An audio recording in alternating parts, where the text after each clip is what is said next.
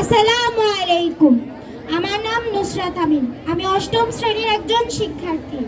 আবৃত্তি করছি কবি আশরাফ সিদ্দিকী রচিত ২১-এর কবিতা।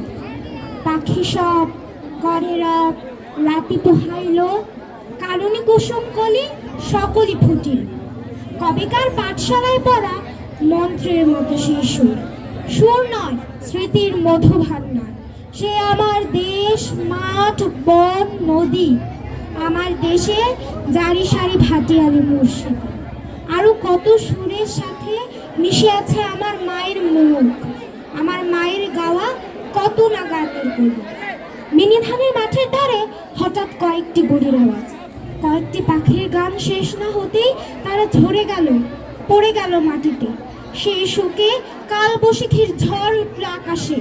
মাঠ কাঁপলো, ঘাট কাঁপলো, বাট কাঁপলো, হাত কাঁপলো, বন কাঁপলো, মন কাঁপলো।